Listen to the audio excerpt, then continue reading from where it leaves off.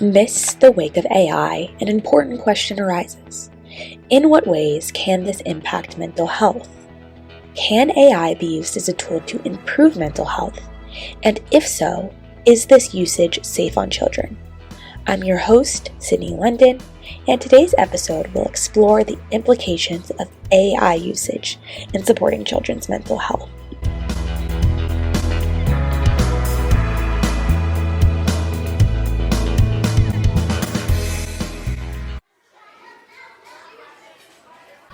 Nowadays, many children use technology, and while they may spend their time playing games or on social media, there are many apps geared towards supporting children's mental health, all of which take various forms.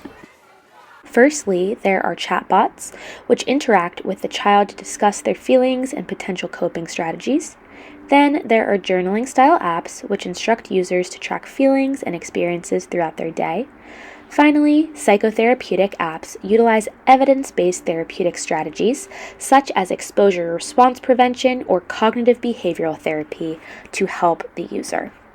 A research team of scholars headed by Fong Yang, a professor of public administration who focuses his research on AI, sought to understand the effectiveness and impact of AI mental health services on children. This research is important, as mental health resources are often hard to access due to economical barriers as well as general overdemand. To be included in the study, the apps had to be AI-based, downloadable, in English, and targeted to users under the age of 18 years old. In total, 27 different apps were included in the study.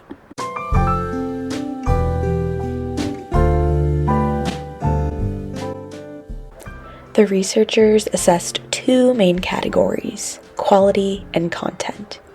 Overall, the apps had moderate quality, however, many of them scored low on engagement and design. The researchers identified this as a potential area for improvement. Additionally, researchers noted only 7 of the 27 apps were free to download, serving as another potential barrier. The text identified in these mental health apps had an average grade reading level of about 7. Notably, the average grade reading level of the descriptions as listed on the App Store was about 10. Therefore, the content may have not been accessible for younger children, as it may have been too advanced of a reading level for them to have interpreted. Additionally, researchers noted that the apps often lacked child-friendly designs, as the majority of them included standard interfaces.